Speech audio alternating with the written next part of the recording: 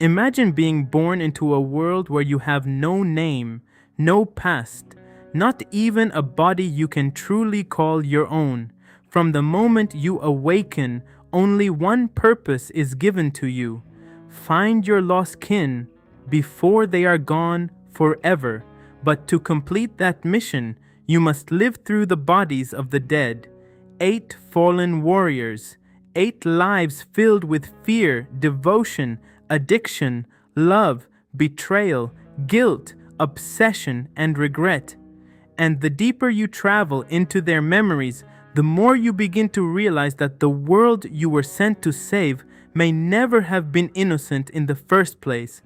The mother who sent you to recover her children carries something inside her, something called the foul passenger, a being that does not want to die, a thing that does not accept endings, and wherever its influence spreads, ordinary desire becomes an endless hunger. But there is a problem. Not everyone believes the passenger is the true enemy. Some claim that the Undermether herself is not a god at all, that the Harbinger is not a chosen child, but simply another tool, another vessel that will eventually be discarded, just like the Foundling before him. So who is telling the truth? The Undermether, the worshippers of the passenger, Genessa, who saw events before they happened, or perhaps every one of them only understood one small piece of something much larger. This is the complete story of Mortal Shell 2, and to understand where it truly begins, we first need to return to the moment when the story of the first Mortal Shell ended. At the end of the first Mortal Shell, the Foundling completed his journey and achieved what appeared to be ascension. But Mortal Shell 2 suggests that this ascension may not have been the triumphant ending we once believed it to be. Through Genessa's memories, we witness something resembling the Foundling's funeral. The sisters gather around what remains of him. Some seem to accept his death as necessary, but another openly challenges them. They knew what would happen.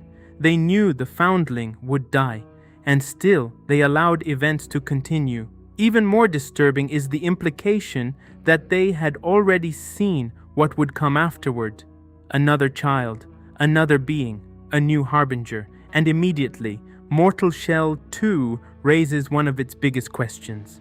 Were Genessa and the other sisters ever truly guiding the Foundling towards salvation, or had he always been one necessary piece of a much larger design?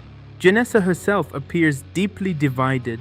One side of her believes destiny cannot be changed, another clearly carries regret, perhaps because she wanted to save the Foundling and failed. But after his ascension, something far greater enters this world, a massive being descending from somewhere beyond it, the Undermether, and she does not arrive alone. Inside her are countless unborn children, the ova, but something else has traveled with her, something that does not belong among her children. A passenger, a corruption attached to her flesh, and almost everything that follows will eventually lead back to it. Before the Undermether herself arrived, strange objects fell from the heavens. People called them beacons. They spread across the land almost like seeds, and wherever they appeared, people were drawn toward them. Over time, an entire religion formed around the being that was supposedly coming. The disciples of the Blessed Mether, men and women abandoned old gods. Some abandoned their families. Temples were built. The ova were protected, and generations waited for their divine mother to arrive. Eventually, she did. According to her followers, the relationship between humanity and the Undermether was peaceful at first. But soon, one ovum was no longer enough. Humanity wanted more. They forced beacons open. They built greater temples. They began taking what had never been given to them, until eventually they entered sacred places and stole the children of the Undermether herself. Her followers blamed one thing: the foul passenger. According to them, the passenger does not need to control anyone by force. It enters through desire, the desire for greater power, more life, more knowledge, more wealth, more immortality, until eventually nothing is ever enough. And this idea appears again and again throughout the stories of the shells. But there is another side. A different group willingly accepts what they call the sacred passenger into their bodies. To them, it is not a disease. It is unity, a way to transcend loneliness, a way to overcome death. To them, the Undermether is the liar.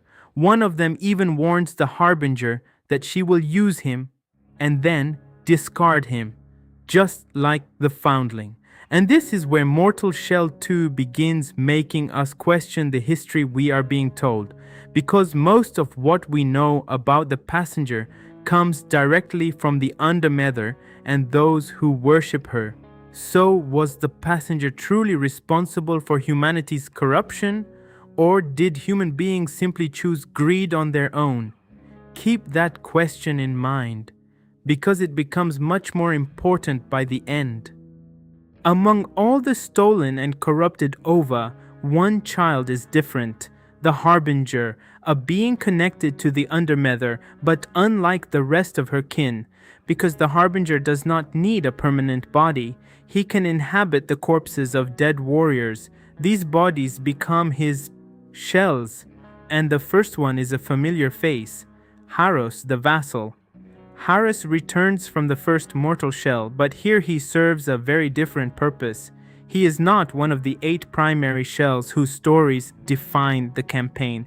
He is the Harbinger's first vessel, a body that once belonged to a person with his own identity, history, and purpose, now filled with someone else's mission. And right from the beginning, Mortal Shell 2 introduces one of its central ideas. What makes a person who they are? Their body? Their memories, their choices, or simply the purpose they choose to follow? The Harbinger enters Haros and begins traveling through a land filled with people waiting for their Mether. Some are excited, some are terrified, some know they may die, but they continue because they believe something greater is waiting for them. Eventually, the Harbinger reaches the Tar Golem, and this encounter is designed to end in loss. Haros is taken away, and suddenly the Harbinger is forced to continue without the first body he ever knew. Haros teaches him the first lesson of his journey. The shell is not you. Bodies can disappear. Purpose continues, and eventually the Harbinger reaches the place that will become the center of everything that follows, Marrow Keep. Marrow Keep is more than a hub. It is the remains of an entire faith that spent generations waiting for this moment.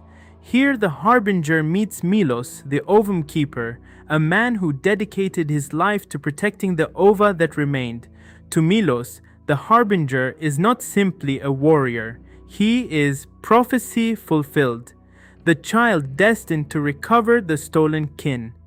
And then we meet one of the most important characters in the entire game, Jirele, the Shellkeeper. Jirele introduces us to the true importance of the shells, because when the Harbinger enters the body of a dead warrior, he does not simply gain their strength. He can recover pieces of their lives, their fears, their failures, their relationships, their final moments. The game contains 8 primary shells, and each of them carries 5 major memories, 40 memories in total. These memories are not optional background information. They are effectively the second half of Mortal Shell 2's story. The main campaign tells us what is happening to the world now. The shells explain how the world became this way. Meanwhile, another problem remains.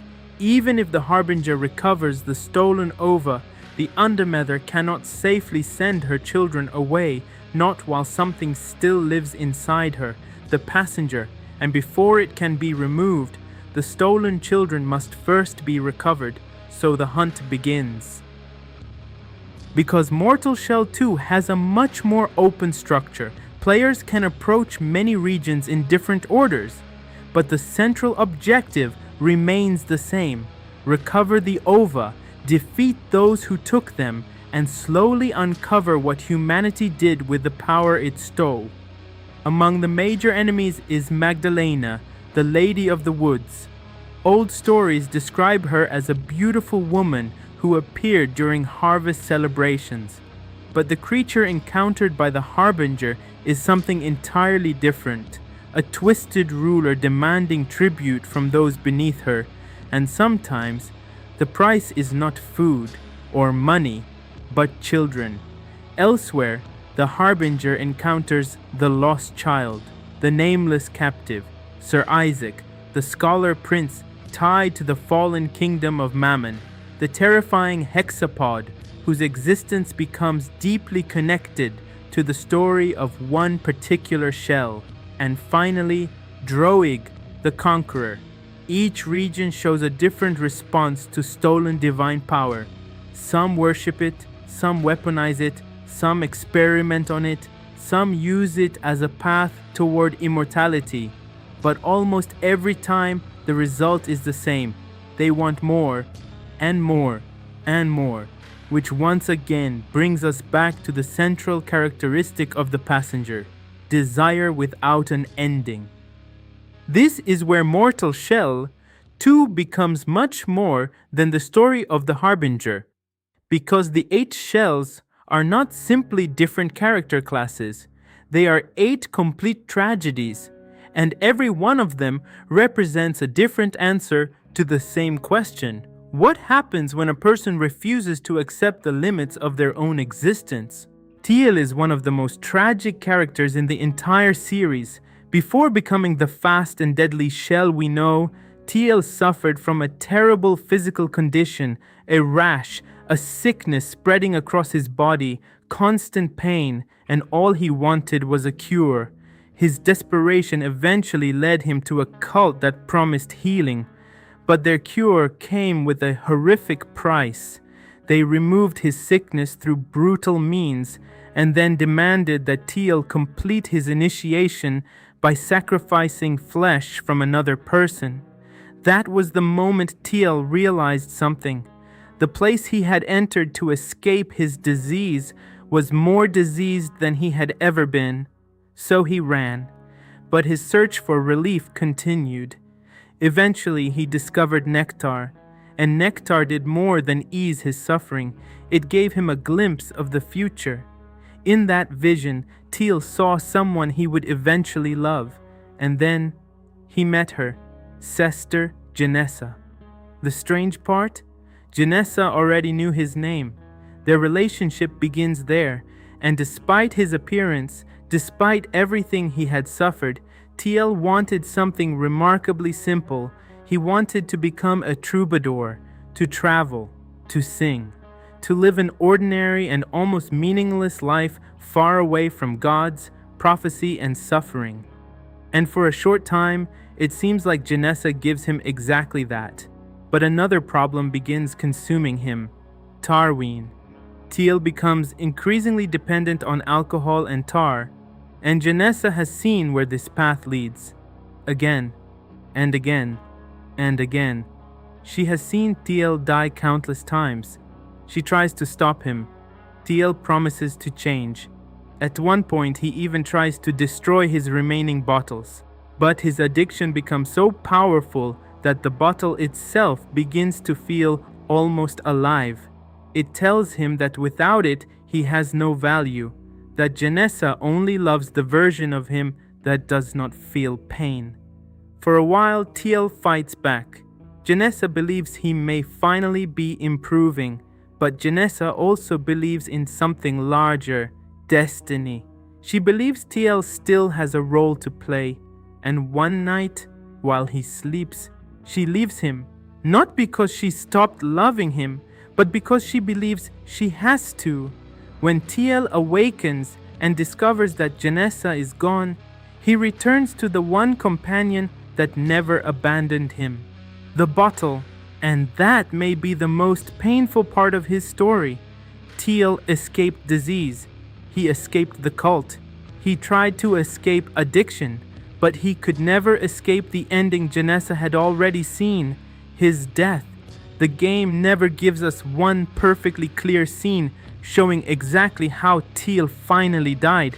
Instead, it gives us something worse, his collapse, and eventually his body is left buried in a shallow grave, waiting for the Harbinger. But here is the question: did Genessa leave Tiel because destiny truly gave her no choice? Or did her belief in destiny help create the very future she was trying to avoid? If she had stayed with him, could his fate have changed? Tell me what you think in the comments. Genessa may be the strangest shell in the entire game, because she is not simply another dead warrior. We knew her in the first Mortal Shell as Sister Genessa, but Mortal Shell 2 reveals that the identity of Genessa is far more complicated than we understood.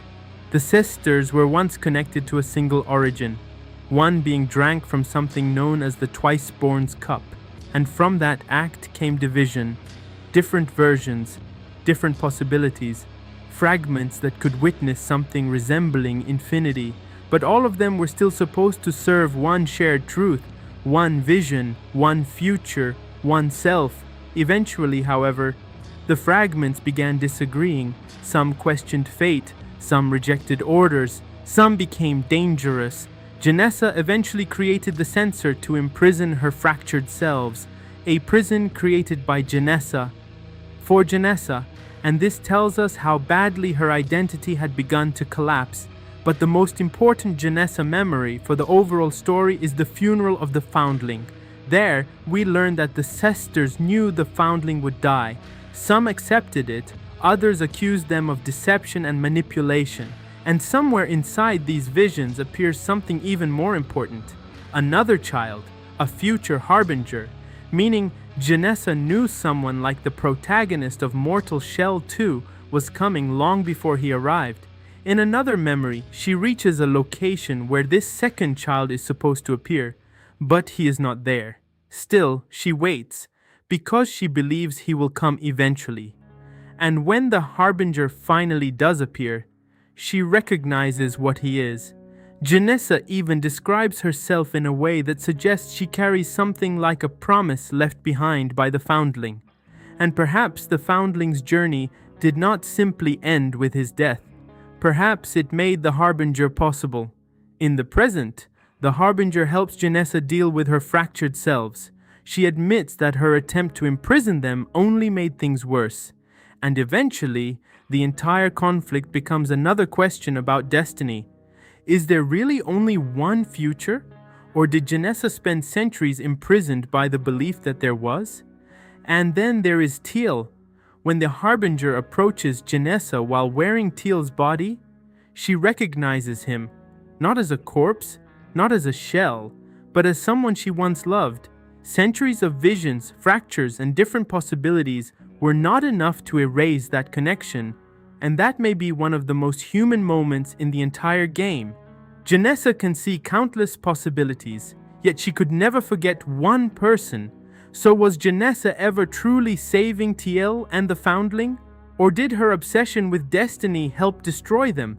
Personally, I don't see Genessa as evil. I see her as someone imprisoned by knowledge. If you see the future once, maybe you can fight it.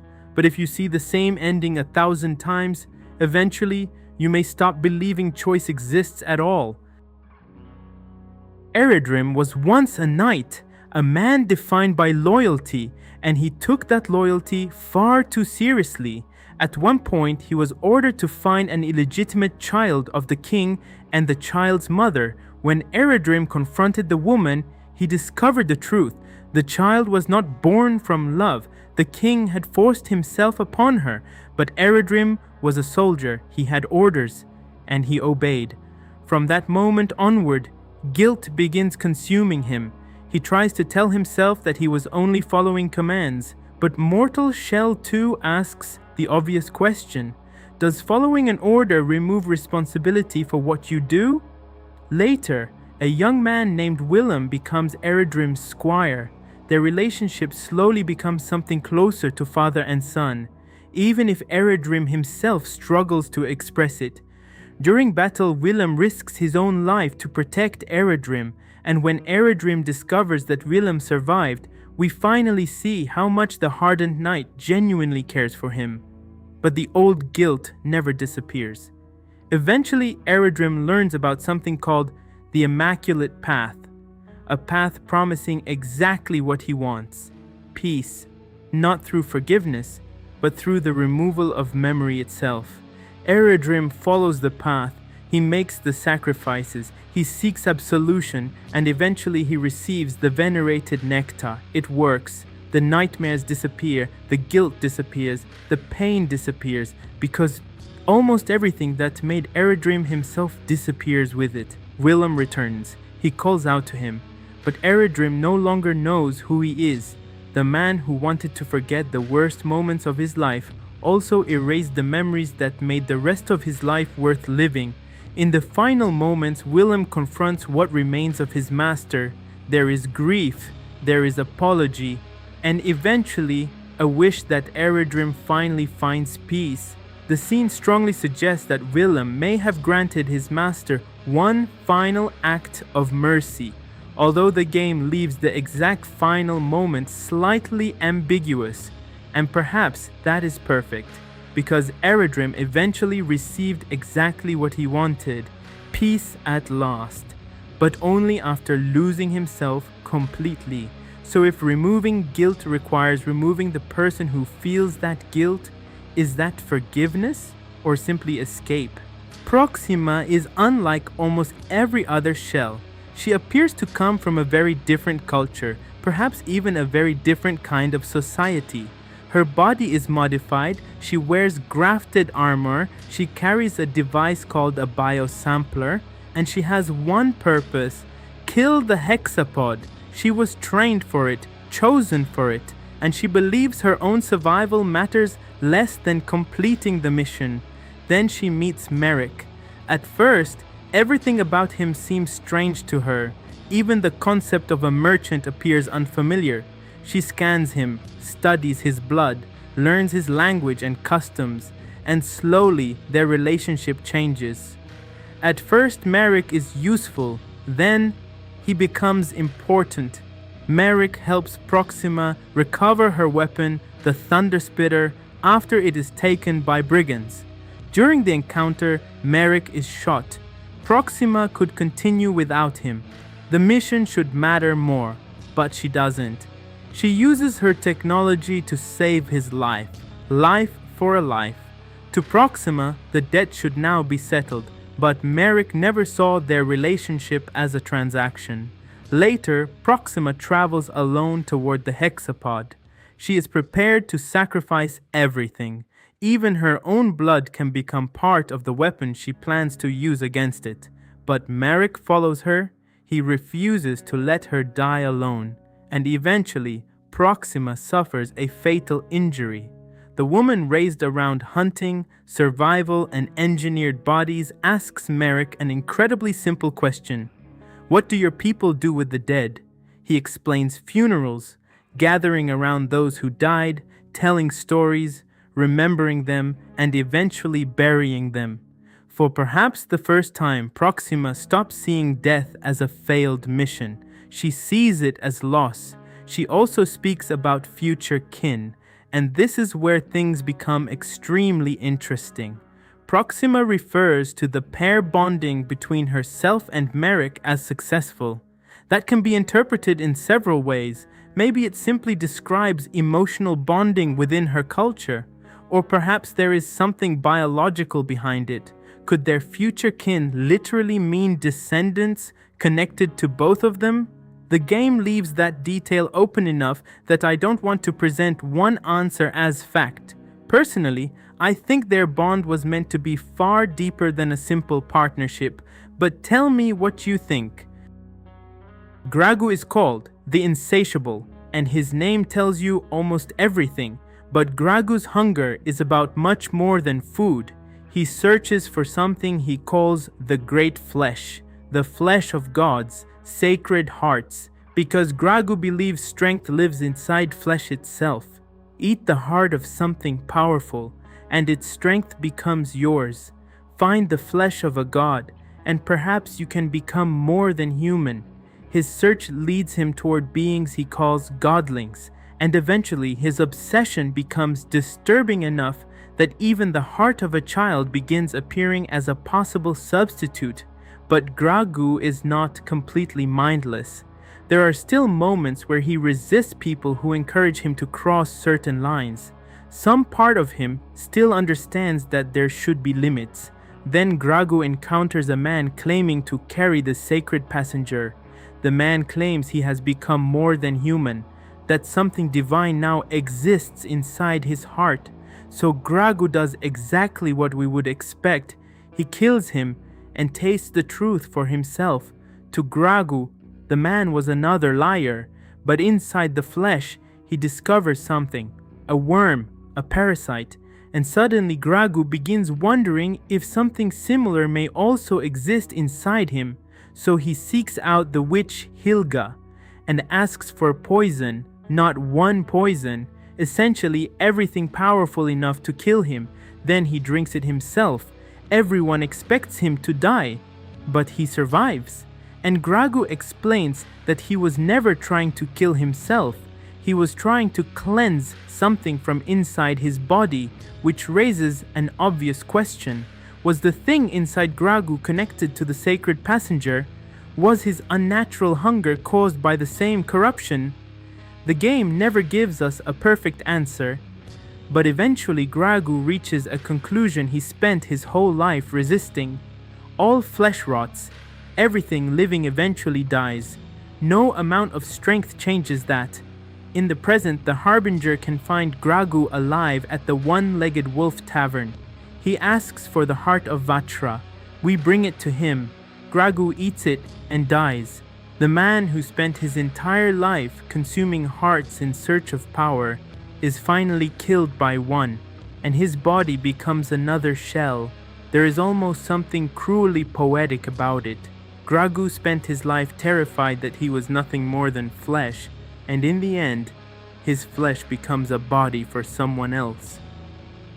Lazlo's story is perhaps the most political of all the shells. He came from the nobility of Mammon, and he was closely connected to his cousin, Egon.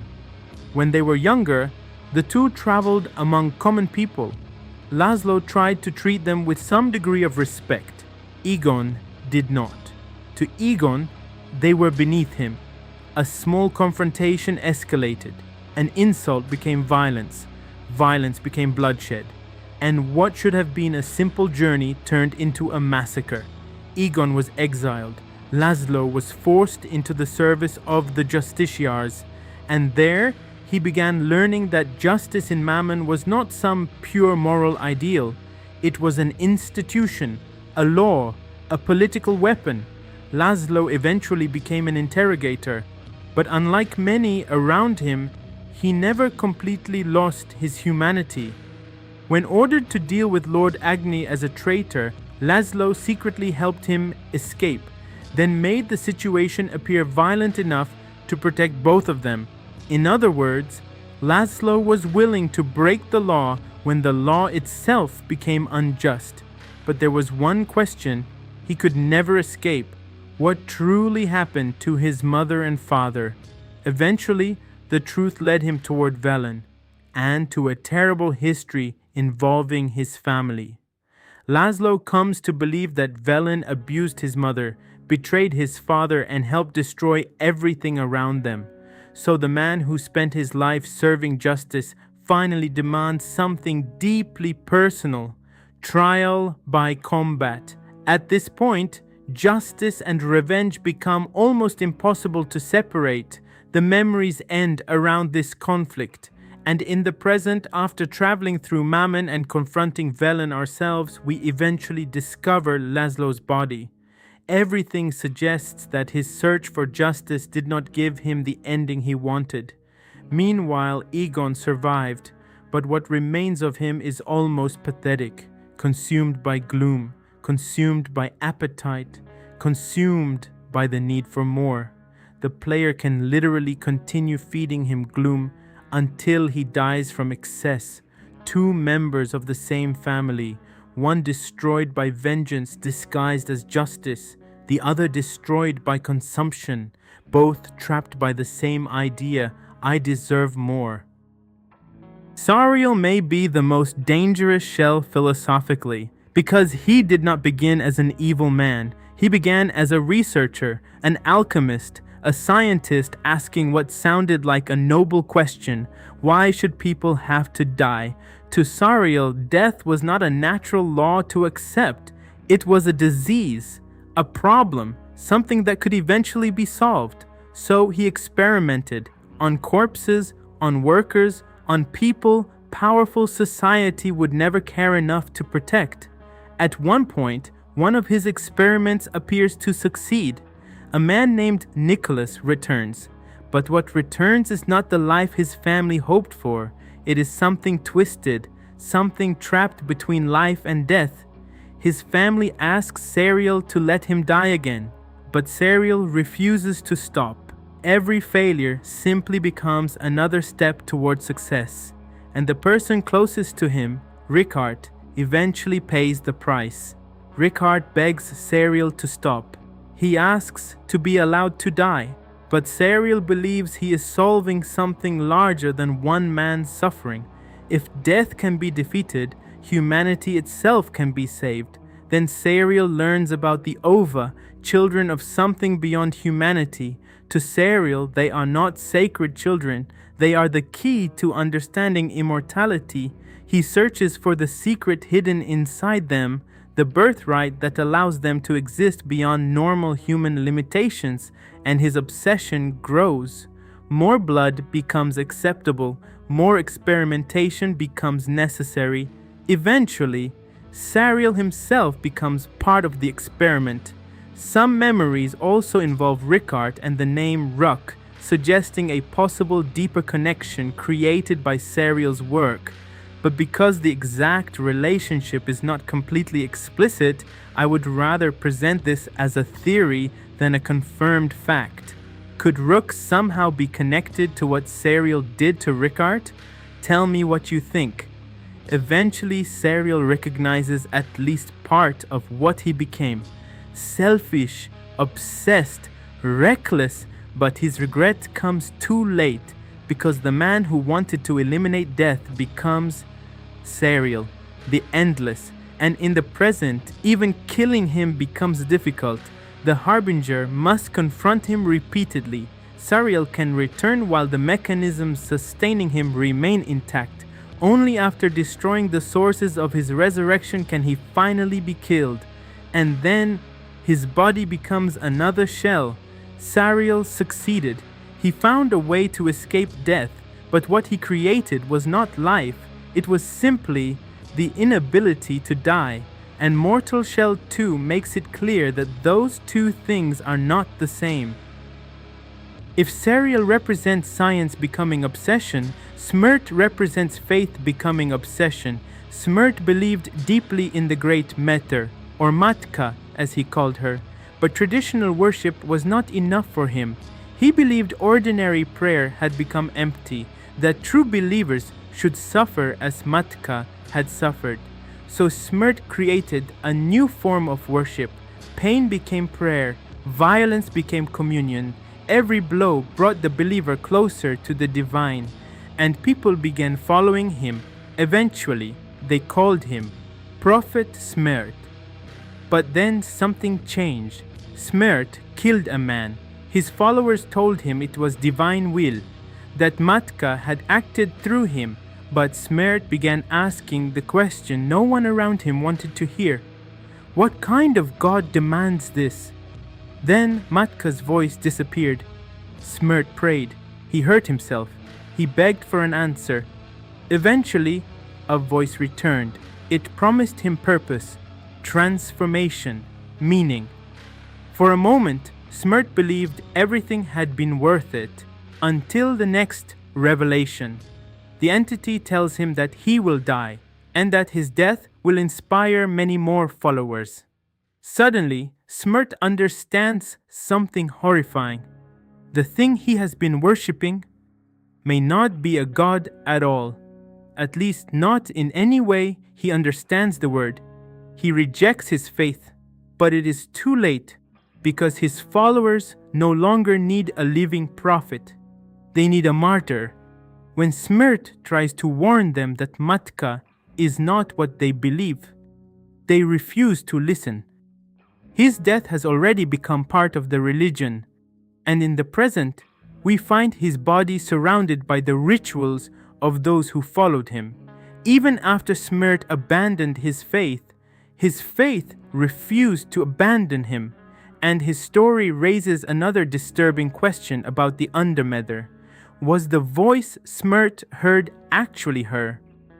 If so, why would she tell him that his death was necessary to inspire others? Is she truly the compassionate mother we are helping? Or is she simply a cosmic being whose morality is completely different from ours? Or perhaps the voice was something else entirely, maybe something pretending to be her. I don't think the game gives us enough to fully settle this, and that is exactly why I want to know your interpretation. Look at their stories side by side. Tiel tries to escape pain, Genessa tries to escape destiny, Eredrim tries to escape guilt. Proxima lives according to a purpose chosen for her before she ever questioned it. Gragu tries to escape the weakness of flesh and death. Lazlo tries to transform revenge into justice. Sariel tries to eliminate death itself. Smert tries to find divine meaning in suffering. Every one of them is eventually broken by the thing they cannot accept, and this may be the real reason the Harbinger experiences their memories, not simply to learn who they were, but to learn from what destroyed them, because at the end of Mortal Shell 2, the Harbinger will face the same question they all failed to answer. If nobody gives you a purpose, how do you choose one for yourself? Before reaching the ending, several side stories deserve attention because they deepen the themes of the game. Tiel and Genessa. This is easily the most important. Genessa knows that her fractured selves have become dangerous. She created the sensor to contain them, but the prison eventually became another part of the problem. The Harbinger helps Genessa confront these fragments, and when Tiel's shell is brought before her, the past returns. Genessa does not simply see a dead body, she sees the man she loved, Vlas, and his companion. Vlas begins as a merchant trying to survive in a world that has taken almost everything from him. Brigands steal from him, and he loses his animal companion. At first, the quest feels almost comedic. Find the missing companion, help the merchant. But eventually, Vlas begins questioning the entire life he has been living. Trade, profit, always chasing the next thing. And after losing so much, he reaches a very simple conclusion. Companionship mattered more than all of it, which is almost the opposite of the passenger's philosophy. Instead of endlessly needing more, Vlas realizes the small thing he already had was enough. Gorf and Hilga Gorf returns as one of Mortal Shell's strangest and most memorable characters. His quests remain tied to food, drink, and strange ingredients. And eventually Hilga herself becomes part of one of the game's strangest developments. It does not change the fate of the world, but it reminds us that even in a story filled with death, religion, and cosmic horror, Mortal Shell still has a very dark sense of humor. Egon represents the opposite ending to Lazlo's story. While Lazlo spent his life trying to define justice, Egon becomes a creature of consumption. More gloom, more pleasure, more. And the player can continue giving it to him until excess kills him. Even the achievement is called Feed Me.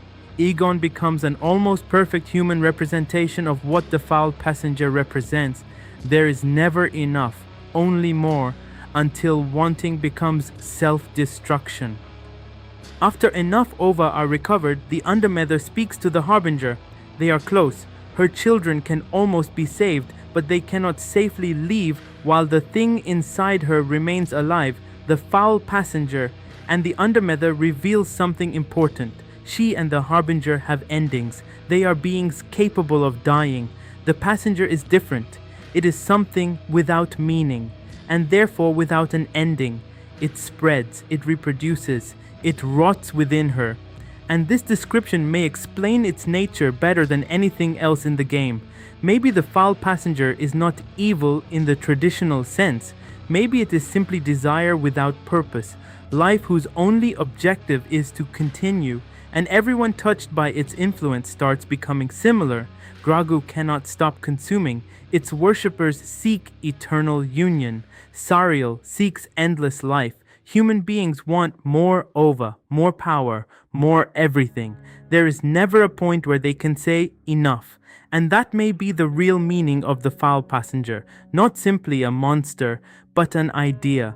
Desire without an ending. But even here, the game refuses to give us a comfortable answer, because worshippers of the passenger argue that the Undermether promises death, while their passenger promises life. So if eternal life means losing individuality and becoming part of something endless, is that really salvation? The game leaves that question open. Once enough ova have been recovered, the objective changes. No longer find more children. The Undermether tells the Harbinger it is time to enter the Unfound Path, the final road, the path toward the thing that has been living inside her since before our journey began. The Harbinger must first confront several final obstacles: the monolith, Malborn offspring, and Aurum the Reclaimed. When these final guardians fall, the path opens, and waiting at the end is the final barrier between the Undermether and the freedom of her children, Zmey the Unbidden. Zmey is not simply a random final boss. From the beginning, the game repeatedly tells us that when the Undermether arrived, something came with her, a passenger, and as the ova were stolen and distributed across the world, its influence spread. The Unfound Path is essentially a journey toward the root of that corruption. The final objective becomes simple: cleanse the Undermether. The Harbinger defeats Zmey, and when Zmey falls, the Undermether confirms it. The foul passenger has been removed. For the first time since the story began, one major objective is truly finished. The stolen children have been recovered. The passenger is gone. The Undermether can finally send her kin where they were always meant to go. Only one final action remains: send the ova. The Harbinger returns to the Undermether. The ova he fought to recover are finally safe. The kin begin their journey toward the heavens, and naturally, we expect the Harbinger to go with them. After all, he is one of them, right? No. The Undermether tells him that he was not made for the heavens. He will remain behind, and suddenly, for the first time in his entire existence, the Harbinger has no objective. From the moment he was born, someone always told him what he had to do: recover the ova, use the shells, kill the thieves, destroy the passenger, save the kin. Every second of his life was defined by purpose. Until now, because after everything is finished, the Undermether gives him something she never gave him before: choice. He must remain in this world and discover his own meaning, and suddenly every shell story becomes relevant. Tiel lived under the weight of pain and fate. Eredrim under duty and guilt. Proxima lived according to a mission chosen before she ever questioned it. Smert searched for purpose in religion. Sariel created purpose through defeating death. Gragu searched for strength. Lazlo searched for justice. Genessa searched for certainty in the future. Every one of them was defined by something outside themselves, but after living through all of them, the Harbinger becomes the first one given the opportunity to ask, "What do I want?" And maybe even the name Harbinger takes on a different meaning. A Harbinger is something that announces the coming of something new. For most of the game, we assume he is announcing the return of the Undermether's children, but perhaps the real thing he represents is the beginning of a life no longer controlled by gods, prophecy, shells, or predetermined purpose. A life that chooses its own meaning. And this is where I want to stop for a moment. Because Mortal Shell 2 never gives us one clean answer to a very important question. Should we trust the Undermether? On one hand, she appears correct about the passenger. We see its corruption, we see parasites, we see endless hunger, we see what its followers become, and after Zmey is defeated, the problem genuinely appears to end. The Undermether also does not keep the Harbinger as a servant afterward. She releases him from his purpose. Those are strong arguments in her favor, but there are still disturbing details. Genessa and the Sisters knew what would happen to the Foundling. Smert hears a divine voice suggesting that his death will serve a greater purpose. One follower of the passenger explicitly warns the Harbinger that he is only another tool. Even the religion surrounding the Undermether is built around generations of people waiting for a child whose purpose had apparently been determined before he was born. So I see two possibilities. Theory 1, the Undermether genuinely wants to save her children, but she is not a loving goddess in a human sense. She is a cosmic being whose view of life, death, and sacrifice is completely different from ours. Theory 2, both the Foundling and the Harbinger were pieces in a much larger cosmic conflict, and the Harbinger only becomes truly free once his usefulness ends. Personally, I lean toward the first interpretation. I do not think there is enough evidence to call the Undermether the true villain, but I also would not trust every piece of history written by her followers, and I think that ambiguity is intentional. But this is still Mortal Shell, so of course a game about divine purpose and existential meaning also has a character whose philosophy is basically why bother, why fight gods, why recover Ova, why care about destiny, sit down, eat, drink, and do absolutely nothing. Baghead returns, and after completing his strange interactions, the Harbinger can reach the Baghead joke ending. Baghead abandons his throne of nothing, and the Harbinger takes his place. After an entire story about discovering your own purpose, the secret ending asks, what if your purpose is having no purpose at all? And I don't personally see this as replacing the main ending. I see it as Mortal Shell making fun of its own philosophy. The main ending says, find your own meaning. Baghead says, or don't. And somehow, both feel perfectly appropriate for this world. If I had to summarize the entire story of Mortal Shell 2 in one word, it would be purpose. Everyone is searching for one. The Undermether's followers find purpose in religion. The passenger's followers find it in immortality and unity. Eredrim finds it in duty, Smert in faith, Sariel in science, Gragu in strength, Lazlo in justice, Proxima in her mission, Genessa in destiny. Tiel tries desperately to live without all of it and still cannot escape himself. And the passenger? Maybe the passenger represents the complete opposite of purpose, existence without meaning, something that continues simply because it can, something that always wants more because there is no final destination. And suddenly, the Undermether's description makes sense. The passenger has no meaning, and therefore no ending. But humans do have endings. The Harbinger has an ending, and maybe mortality is exactly what gives choices value. Perhaps death was never the disease Sariel believed it was. Perhaps death is the reason life matters. Gragu refused to accept it. Sariel tried to defeat it. Smert tried to give it divine meaning. Eredrim tried to forget everything surrounding it. But the Harbinger receives something none of them had. A limited future with no instructions, and now he has to decide what to do with it. Before we finish, there are several questions Mortal Shell 2 intentionally leaves open. First, what exactly is the Undermether? Is she truly divine, or simply an alien being transformed into a god by human belief? Second, what exactly is the foul passenger? Is Zmey the passenger itself a manifestation of it, or simply its strongest remaining vessel? Third, was the passenger really responsible for human greed, Or did humanity steal the ova willingly and simply blame something else afterward? Fourth, did Genessa and the Sisters knowingly allow the Foundling to die because they believed the Harbinger had to come afterward? Fifth, could Genessa have saved Tiel if she had chosen love over destiny? Sixth, what exactly did Proxima mean by successful pair bonding and future kin? Were she and Merrick capable of creating descendants together?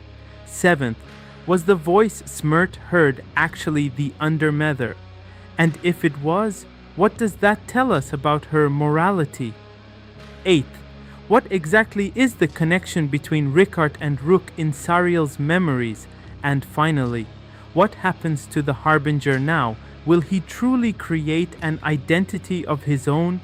Or will he eventually repeat the mistakes of the shells whose lives he inherited?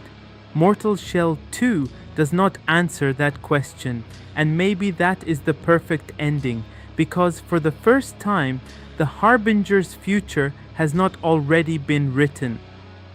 And with that, the story of Mortal Shell 2 comes to an end, a story that began with a being who had no body, no memories, and no purpose of his own, and ended with someone who had lived through the lives, mistakes, hopes, and regrets of 8 fallen warriors.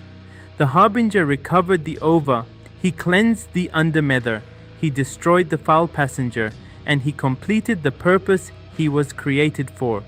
But perhaps the most important part of his journey begins only after the game ends, because for the first time, no prophecy is telling him where to go, no god is giving him an order, and no shell is defining who he has to become. His future is finally his own, and maybe that is the real message behind Mortal Shell 2.